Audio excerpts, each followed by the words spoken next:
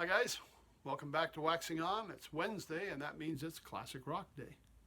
Today we're going to look at a band that began around the late 60s, still going strong up until the death of its leader, and still have a number of the players keeping the band alive. It came out around the same time as Janis Joplin, Big Brother and the Holding Company, who we talked about months ago there when we did the Janis Joplin profile. Grace Slick with Jefferson Airplane. It was another San Francisco band, and I'm talking about the Grateful Dead. Now,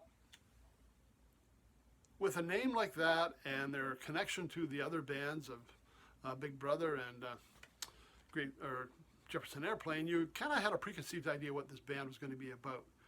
But it wasn't until you actually started listening to realize there was so much more to what they were doing. The first two albums I had, and I don't actually have the albums now that I could find, American Beauty and Working Man's Dead, and two classic albums. Songs like Truckin' and Casey Jones, I mean, even non-Dead fans were familiar with them. You had songs like Ripple in there and Uncle John's Band, and you can really see that this wasn't an acid rock, heavy metal type band. It was more seated in folk. It had elements of country. It had elements of bluegrass. Jerry Garcia, one of the leaders, I mean, he could play everything. He'd be playing a bluegrass band. He'd be playing with rock. He'd be playing folk. He'd be playing steel guitar. He was quite the chameleon when it came to music. And that showed up in a lot of the music they did.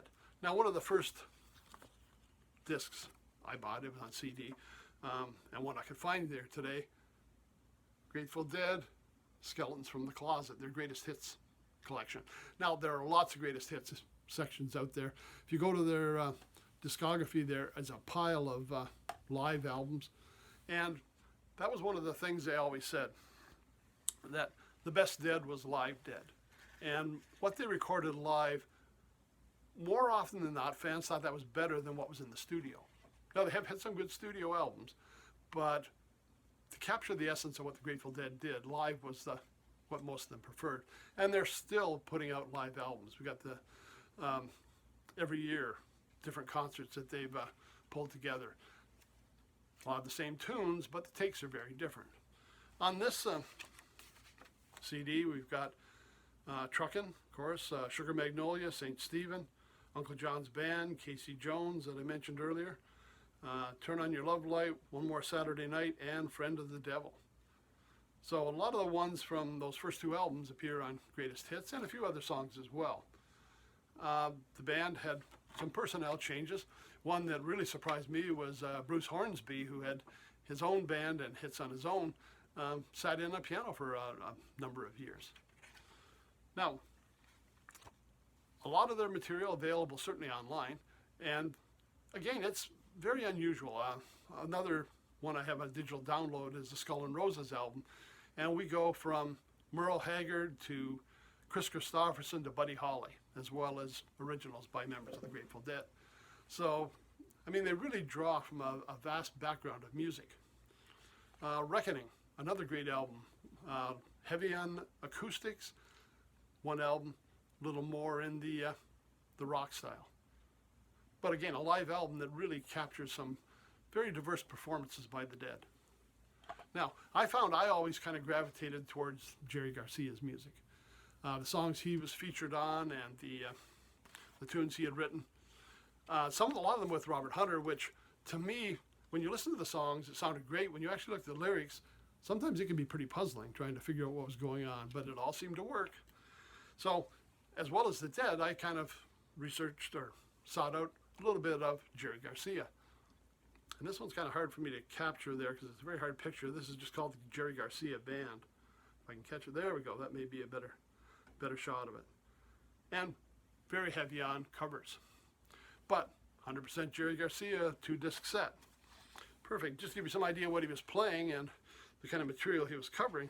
And again, not a lot of rock material in here. We've got the Way You Do Your Things You Do. We know that one. Waiting for a Miracle by a Canadian fellow who, for a period of time, lived in the greater Ottawa area, and this was Bruce Cockburn. Simple Twist of Fate by Bob Dylan. I Shall Be Released by Bob Dylan. Dear Prudence, song by the Beatles. Deal, one that they did with the Grateful Dead. We got The Night They Drove Old Dixie Down, written by another Canadian, Robbie Robertson from the band. Tangled Up in Blue, and Tales of Senior Power, Senior, both Bob Dylan tunes. So he was heavy on Bob Dylan. Actually, the Dead actually recorded an album of Bob Dylan tunes, and at one time they backed up Bob Dylan on one of his tours, and that can be heard on the album Dylan and the Dead. An excellent group, an excellent band. It was hard to find their material. It was great when digital downloads came along because everything became available again. It's something worth checking out. And again, the conception of what this band was very different than what I heard when I actually started listening to them. And I mentioned about studio albums. I didn't care for them, but in the mid-'80s, they had a big hit with Touch of Grey from the album In the Dark. And to me, that was an excellent studio album. I think every song on there was really very good. It was a great album. The one that followed it tried to copy it a bit, but didn't really meet the bar. You know, they didn't quite capture the magic they had on In the Dark. So pretty much you'd have to check it out. Live performances, lots of them to pick from. Studio albums, I'd give them a listen first to find out. Not all of them were 100%.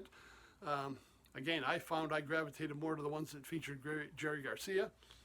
But certainly a band to take a look at, and one that had a big impact on music in the last number of decades. So thanks for stopping by. That's it for today. Wednesday, the last Wednesday in September. We're all down. We've been 4 months doing these clips. Next week we'll be into October. We'll see you on Friday when we'll be looking at country music again. But something a little different. Not your typical country. So anyways, take care, stay safe, and we'll see you on Friday.